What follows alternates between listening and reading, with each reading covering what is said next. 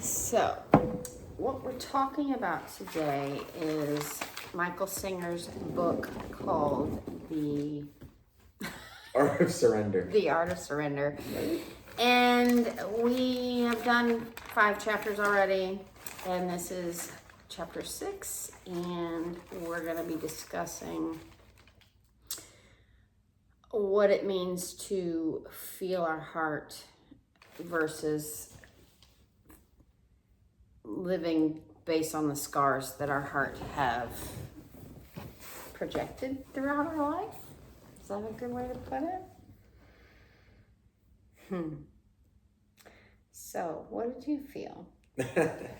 Well, this information we got from this particular, what do you call it, chapter, was really pertinent to me because he started off by saying we constantly surround ourselves with people actually as a distraction, and we tell ourselves this lie that, like, oh, we're just social creatures and this and that, which is true. I think it's natural and healthy for humans to socialize, but if you're living in reaction and just keeping people around you because you can't face something in yourself, which is something I personally did. Like, I've always kept people around me, and then the last year and a half, God basically put me by myself.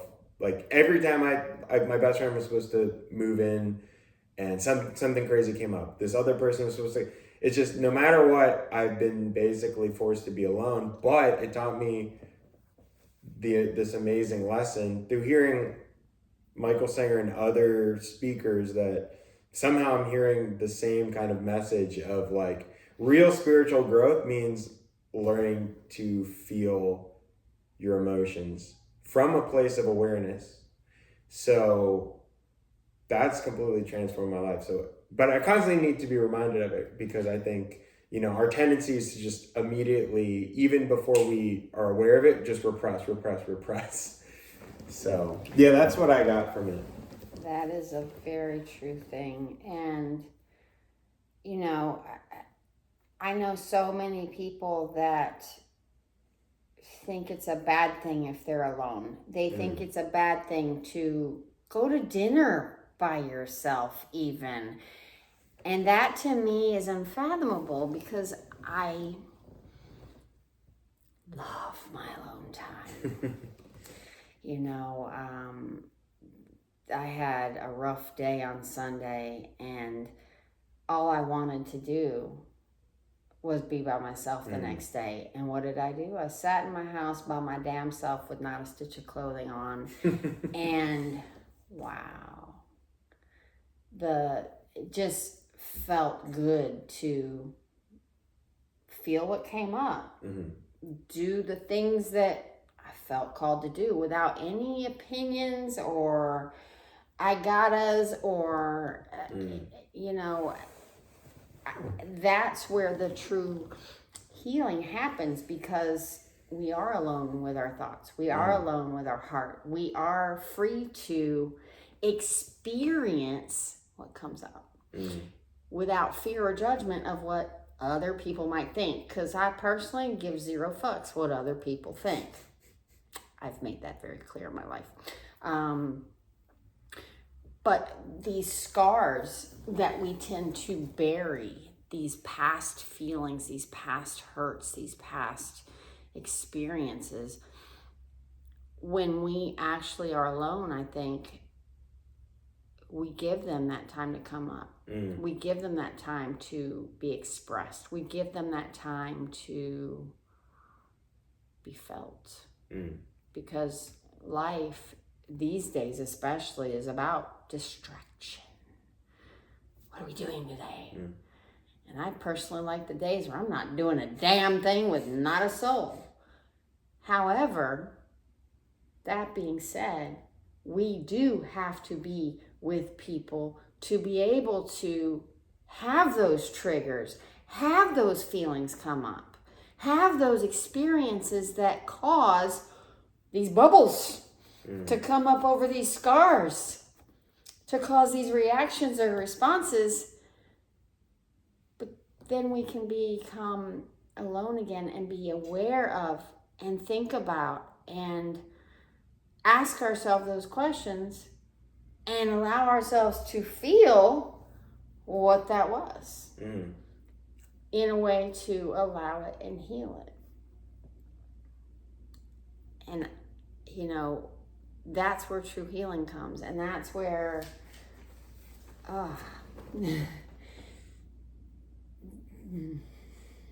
No, I really like that.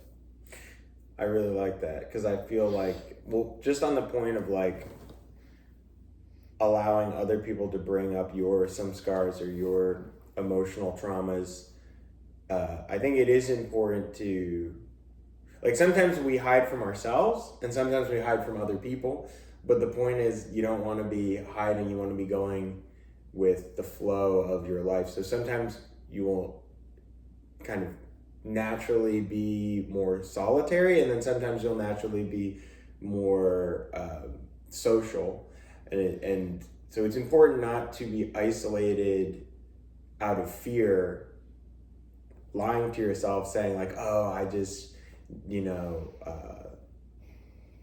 I don't know, maybe even saying like, oh, other people are this or that, they're not as spiritually aware, or this, I need to just focus on that. Is good, but it's like a balance of both, because I feel like when you do have real spiritual knowledge or realization, it naturally needs to express itself and to be heard and to be shared. So it's kind of like that balance of I don't know, being able to sit and digest things and then come out and share them, and then going kind of back and forth between them. At least that's what I'm trying to do in my life. Well, life is a series of ebbs and flows, ups and downs, lefts and rights, topsy-turvies, straight lines, and nothing is constant. So if we are constantly by ourselves, it's not a good thing, versus when we're constantly with people, it's not a good thing. We need to have that time to reflect on what we learned from those people and those experiences, because we are constantly gathering information and comparing it to our experiences. Now, the art of awareness is when we actually take those experiences and we learn to reflect on them, how they made us feel, what came up, how am I a part of that? Does it have anything to do with me? To ask ourselves these hard questions and to allow the feelings that came from it, not to judge them, but to learn from them. And we all have things that we're going through that we are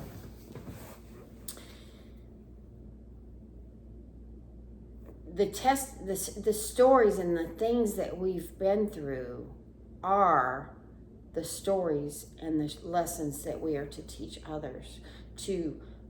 We are strengthened by our testimonies. If we go through all this hell in our life and then we come out on the other side because we do the hard work, what good is it if we keep it to ourselves? What good is it? It's useless if we keep it to ourselves. The things that we are strengthened by our testimony, that is something that we're here to share. Here come the tears. Oh my God.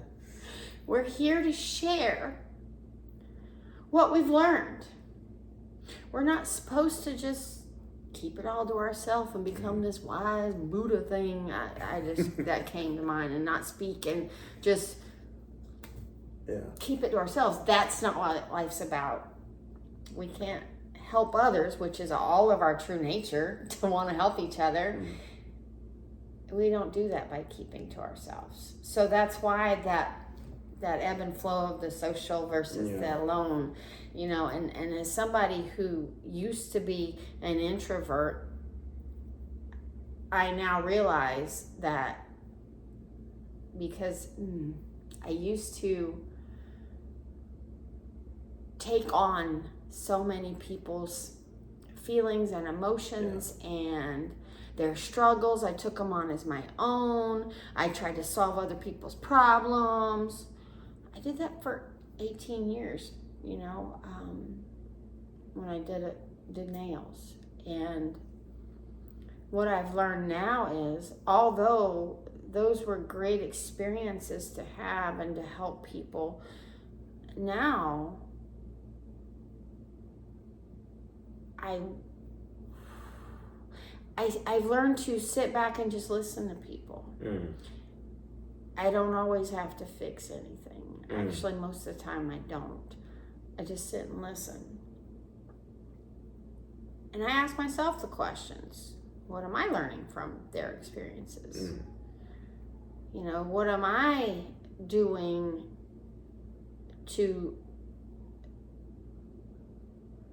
grow from their issues in life? I don't need to fix their issues. They fix themselves, and if I have a word, that's different than feeling like I'm stressed because so-and-so is going through this.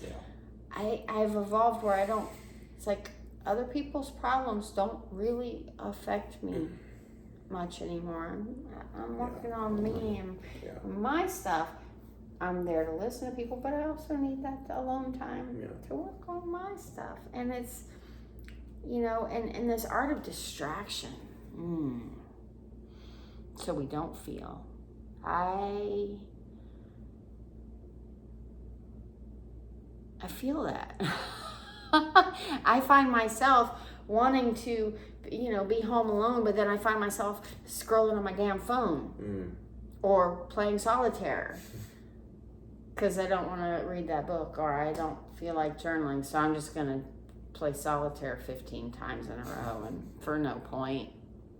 Do you understand? Yeah. Sometimes you need to just do that, though, and not judge yourself doing it, but when it becomes clearly avoidance of emotion, then it's like, okay, there's something I'm running from, because I do the same thing.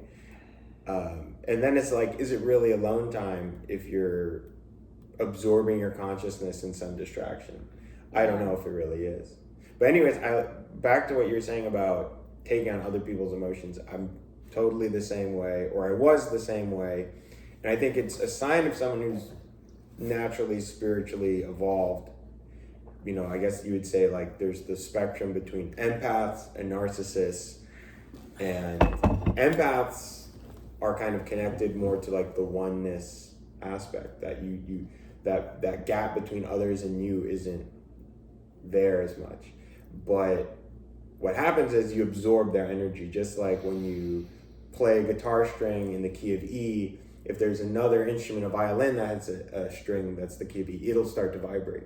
So we're picking up on other people's vibrations, and generally people have pretty low vibrations, For the most part. For the most part. And so you start to resonate with that, you start to amplify that, and then oftentimes people will just want to keep a feedback loop of negativity because it's all they know. And emotions are addictive, just like any other experience. So, yeah, like you said, you get to a point where you realize, like, being an empath, yes, you care about other people, but at the same time, it can be so self-destructive, and you could also not be doing a service to someone else just by basically believing their lie, their ego, and reflecting that back to them. Oh, you are so hurt. Oh, you are such a victim. Oh, you are this or that. It's like it's like you're just feeding the fire. You think you're doing good, but you're really just, they don't know what's best for them. They don't know what they really want. And they're saying, oh, give me this, give me that. And you're just feeding this, basically a parasite on their mind.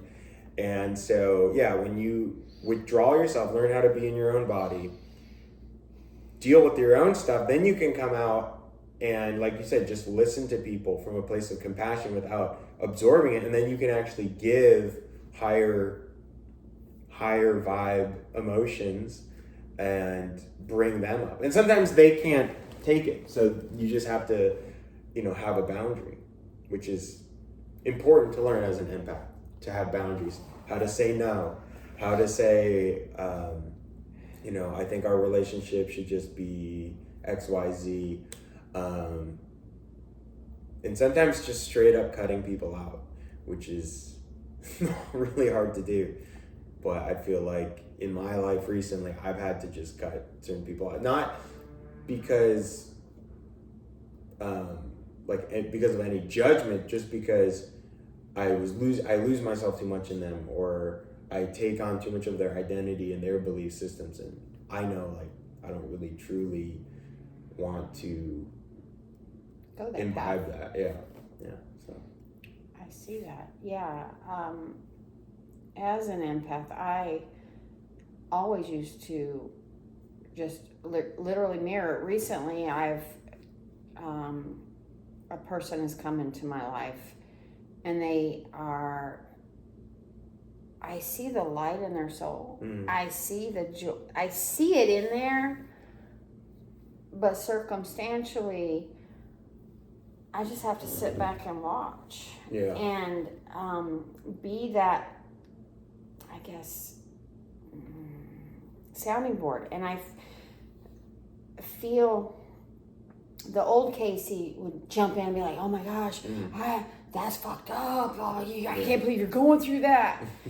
But this last time, when they were expressing themselves, and I was able to just sit and I focused on my breathing, instead of getting wrapped up, I was focusing on my breathing and just staying calm. Because we tend to mirror as human beings. Yeah. And I was intentionally not mirroring their feelings. Instead, I was providing that calm, cool, safe space for them to express and get it out without me saying, yeah, you're doing it, yeah. And then at the end, I just had a few things, a few tidbits, because they're not ready. They not everybody's where we are. Not everybody is open to change and growth. They're just where they are, and they don't see past the end of their nose. And although I want to reach in, scoop them, give them like courses and here's books to read, but some people don't read. Some people aren't interested. Some people don't care. Some people are happy being unhappy, and we have to be okay letting them. But we as ourselves need to learn to be okay who we are, and be okay in our space, and be okay feeling the way we feel, and being okay experiencing what we experience. It's such a powerful thing to be going through these things, these lulls in life, and being okay with it. Like you were telling me how you are, kind of being forced into being alone right now, and it's bringing up some stuff, but apparently that's what's needed, is that alone time to be able to go through some stuff and to allow the tears, allow the emotions. We are, as people, are so taught, you gotta be strong, you gotta be, and that means not crying, not feeling, being the bigger person, saying fuck you to yourself while you take on the worries and the stress of the world. But that's not ours. Everything that we need is in here, and everything that we are to do is in here. And we are not to take on and absorb those things.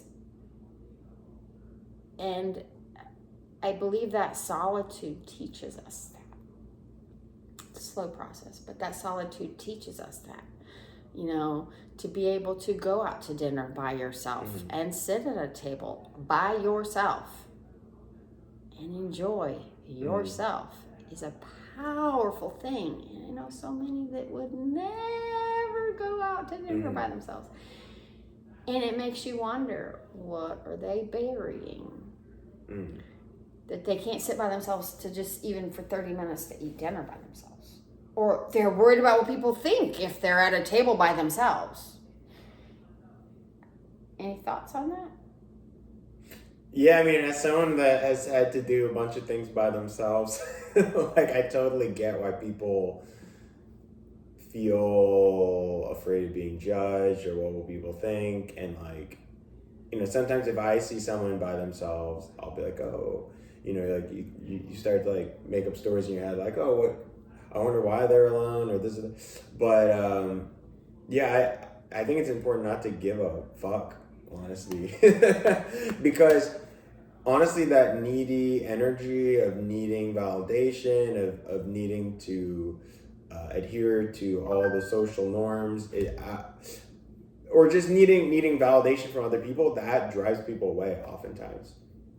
And ironically, if you're someone that can sit alone at a bar or at a restaurant, that's going to make you more attractive. If you truly can be rooted in yourself and not just be like looking around like a little field mouse, like, what are they thinking of me? But if you're truly just like, whatever, just by yourself. Like, hey! Yeah, it's totally. I mean, I moved here, I didn't really know anyone in this whole area. I've been slowly making friends here and there, but it's like, how else are you supposed to meet? I mean, you gotta if you're literally new in a place, like you have to be alone sometimes and go out and do things by yourself. So yeah, that's how I feel about it. Yes.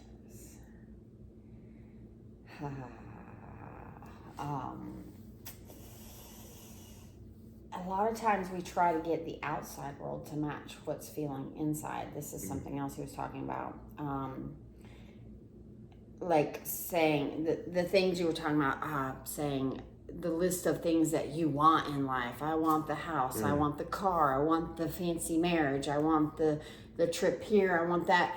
And it's all to make us, we think it's gonna make, we hope, another word to use, to make us feel better about ourselves. But when we get that marriage, when we get that house, it's all great and fine when it's new, and then you start back into your old patterns because you didn't fix anything. Yep. You just put a patch on it. And those things in that list that we write down of our dreams and our hopes, they're all just to get the feelings of love, peace, and joy. Yeah. So instead of focusing on the physical things of what we want to make us happy, how about we start reflecting inside and doing the work so that happiness, that joy, that peace is already there. It's already there now. It's just buried with shit. It's buried with blockages. It's buried with pain. It's buried with experiences that hurt us. It's buried with blah, blah, blah, blah, blah. And before you know it, you're a hot walking mess of disaster. And of course, being alone is not what you want because other people make you happy. Yeah. How about you make you happy? Yeah. What a concept. And the irony is, you are the one making yourself happy. You're just saying, oh, I need this type of woman to make me happy, or I need this kind of car to make me happy. But you're the one that's feeling the emotion. You're the one that's saying this. You're basically just, torturing yourself by putting all these huge limitations on happiness when you're the one generating it. So you're happy or you're not, but it's nobody's fault but yours. And until we can firmly grasp that concept, that idea, and believe that it's possible to be happy and joyous and at peace here on this planet right now, not when you get to heaven or you yeah, that is such a misnomer in our society, and people think that heaven is a place that you go. Hell is a place that you know. It is an experience, a vibration that you experience here on earth. Either you are vibrating at love, peace, and joy, or you're vibrating at fear, doubt, and hate. Yep. And they are complete opposite. And one is heaven on earth and one is hell on earth. And it's all in your perspective of how you look at things, and all on how you experience things, and all on how you, the people you allow in your lives, the things you don't say no to. we have to learn to be okay with who we are, because you're not doing anything wrong. You're doing everything the way you're supposed to. It's learning to be okay with that, because everything is energy. Everything is a journey. Everything, I keep talking. I tell you about my release. We all want a physical manifestation of pain leaving our body. We don't think that crying is releasing anything. We just think we're crying because we hurt. No, you're releasing something that has been stored in you. Well, recently I've had this pain, a physical pain in my ribs, and I just thought I wasn't stretching enough, blah blah blah blah blah. I thought it was, but I wasn't thinking it's trapped energy. And then something came up, and I had this day that just brought up a lot of feelings, and then I reached out to somebody to help me through that, a coach, and she walked me through this process of starting tapping, and I started with it, and I went through, and I had the biggest release I've had in years, and I was able to feel completely calm and grounded after that. I slept hard as a rock, and the next day, those sore, achy places actually felt like swollen, like there was a knob that I could grab, and I grabbed them, and like I was squeezing a zit is kind of what it felt like. And then I just felt intuitively, and I just pulled whatever that was, because I don't know why I did it. I very in tune, and I pulled it, and I'm telling you what, it's so weird, but all that pain's gone. That's been there for months, and I realized that it was just this energy, and probably my sacral, and it was just there, and it was stuck, and it was trying, and everything in life was coming for me to learn to be okay with it, to learn to allow it, to learn to work through it, to learn to release it. And then once I let it go, it's gone. And you know what? Because it's been that pain for so long in my body that I never attributed it to trapped emotions. I just, we don't think about that. We don't think about our aches and our pains and our stuff as trapped feelings, but they are. And when we truly dive deep into what is that? Why am I feeling this? How can I let this go? What triggered that? We can release it and feel freedom. It feels so good to get in my car, because that's where I felt it the most, is when I sit in my car, the way the seat is, it felt like, it just felt so good to stretch my back. So for the last week or so, I had a neck roll, putting it behind my back just so I could have that stretch. And it wasn't helping, but it felt stretched. And now I'm using that thing, and it's like, why am I using this? I don't need that anymore. I don't feel this. It's like, oh wait, there's nothing there. It's so awesome to have that release. And I think if we had more of those physical releases where we could actually experience the power of letting stuff go, feeling it, and it takes alone time. I couldn't do that with somebody there unless it was my coach. I probably wouldn't have gone as deep into it with her watching.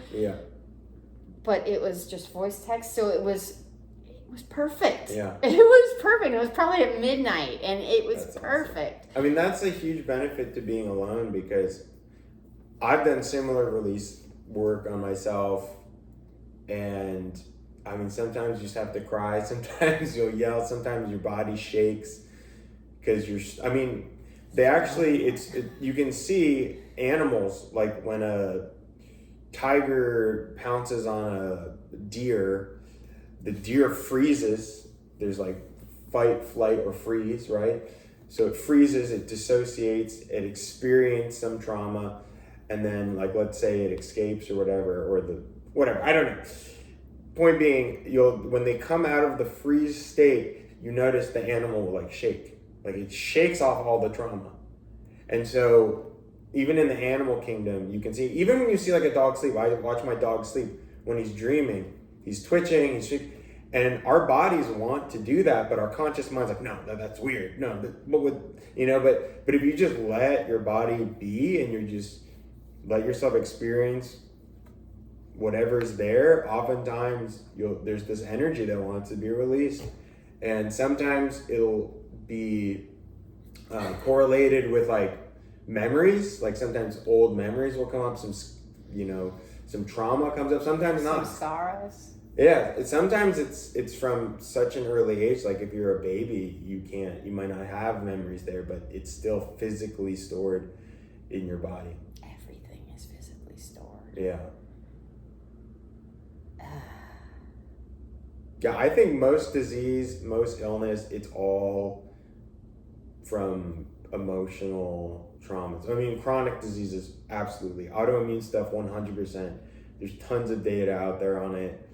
I've personally done tons of research on that because I had a little autoimmune scare, and it's like when people do this work and when they change their mindset to not be in chronic stress and fear, all these autoimmune stuff that apparently are incurable and you need to take like heavy duty chemo drugs, like, dude, it just goes away. And I mean, there's people that have literally cured themselves of like what was diagnosed as incurable, spinal damage or this or that. Like, it's amazing. Everything evolves out of consciousness. So, we can bend the laws of matter. There are no laws. Yeah. There is. It's just belief. It's just whatever you believe is what you'll experience.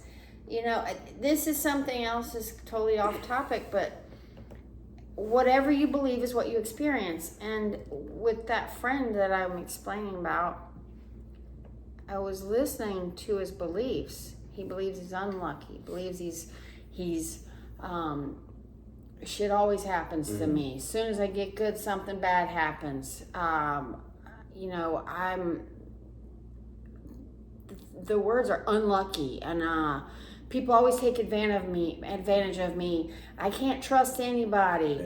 Yeah. Those kind of words, they kind of hurt my heart, because I know that he can change all of that by starting with gratitude. Something else, couldn't find any gratitude. Could not find anything to be grateful for. That one thing can shift everything. And I've done the work, and I realize now that my thoughts create everything. And I've done the work from being that I can't find anything to be grateful for, I'm miserable, why does everything happen, to shifting it. And now I'm like, I always get the good parking spot. Stuff flows to me. People are always giving me stuff. I am so blessed. Everything, and that's my experience in life. And if something doesn't go your way, quote unquote, you're like, oh, this is a lesson. I'm learning. What am I supposed to learn? It's like, it's all perspective. So when things even seemingly don't go your way, something bad happens, quote unquote, you perceive it in a good light, and so it's not even bad. You immediately transmutate what was quote unquote bad into positivity. Absolutely. And I think that that's something that we need to, as a society, start teaching our children at a younger age, is that awareness and responsibility and honesty. Those three things are so powerful, because if we take responsibility for the things we say, do, think, speak, and we don't like what is coming of our life, to become aware of and ask ourselves the questions of, okay, that happened, I didn't like it, why? Instead of, oh, life sucks. Start to, or gosh, I hate that person. Blah, blah, blah, blah, she's so this. Why did I experience that? What is this teaching me? And to just learn to allow things and not be so wrapped up in things, but to learn to just be aware of them, to just let things, just to be an experiencer of this life instead of, what's that word? The doer of it, You're trying to plan it out and figure. No, we're supposed to experience it. We're supposed to dream it up and live it.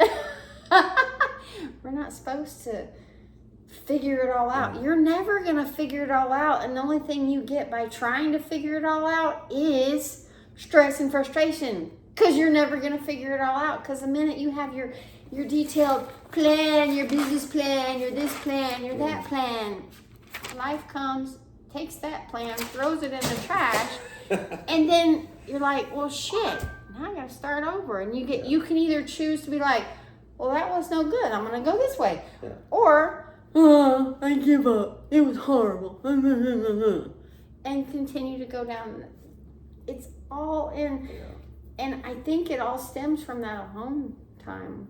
That time that we allow ourselves to be alone with our thoughts and to consciously be aware of them and to learn from them, grow from them, become more from them, instead of letting them take us down a downward spiral. We can use them to shed that old shit that's keeping us down and allowing it to rise us up.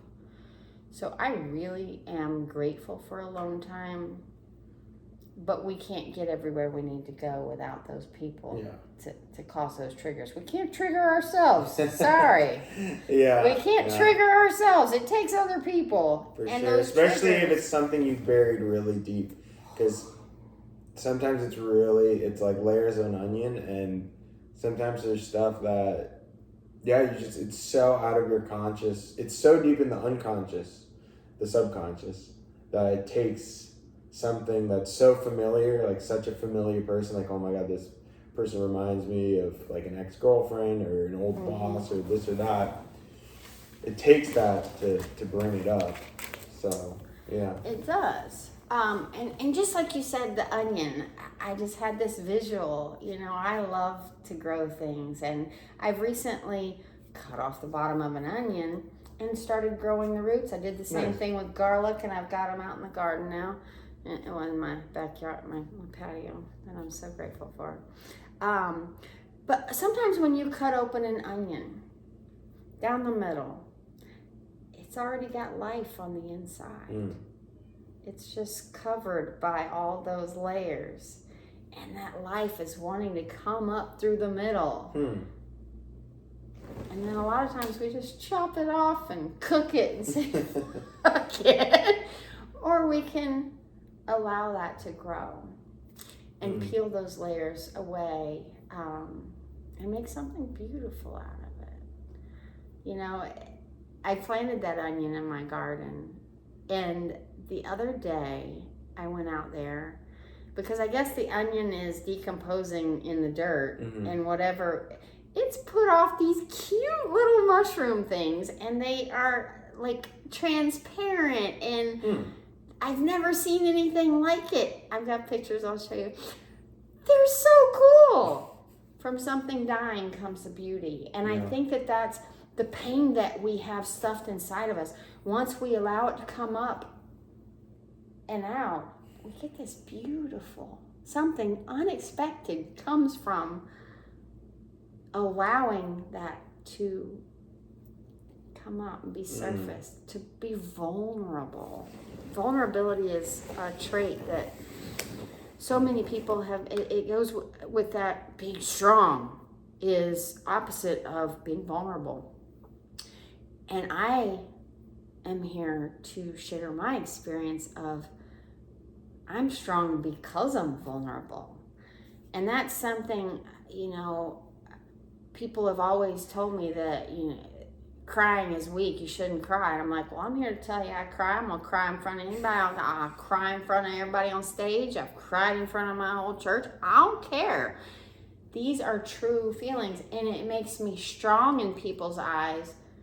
Yet society thinks you're weak if you cry on their own selves. I can't cry, I'll be weak. But when you see somebody sharing their feelings or sharing their emotion publicly, you call that being vulnerable, and bravo. Why do we put that shame on ourselves for letting that vulnerability, those feelings, that's what vulnerability is, sharing our deep heart feelings, our that perceived guilt and shame, because there really is no guilt and shame. It's just a vibration of down there with fear and doubt. It's down at the bottom. Yeah. Guilt and shame are not anything that we need to feel. It is a societal thing of, you did that wrong. No, I didn't. I did it the way I felt was right. And the more we learn in our alone time to sit with those feelings and ask ourselves those questions, why did I do that? What was my intention behind that? And write it out. I'm a big proponent of writing it out, getting it out. And then when you do that, you start to realize, I did the best I could where I was. So that guilt and shame is realizing at a later, because at the time you thought you're doing the right thing, but at a later point you realize, yeah, that was fucked up. I shouldn't have done that. But instead of living in that pain, that guilt, that shame of, I fucked up, instead, make a decision to be a better person, to not do that anymore. Instead, make it a lesson instead of a sentence. Because I think so many people are living in sentences that they've given themselves. I don't deserve X, Y, and Z because of A, B, and C that I did 20 years ago.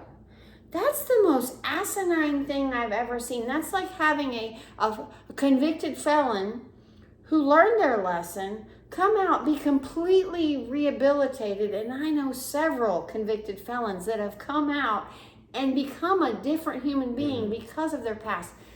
There should be no guilt or shame. There should be joy because you've overcome the thing that in the past, but it made you who you are. So aren't you grateful for it? So how can you be guilty and grateful at the same time?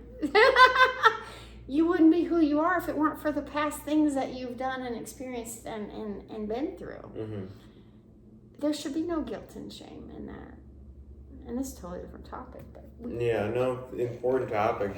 Each one of these topics are so deep. But they're all going into allowing that alone time, that introspective time, that awareness of being, because that's all we are is awareness. And once we realize that all we are is awareness, which is observing, we're observing.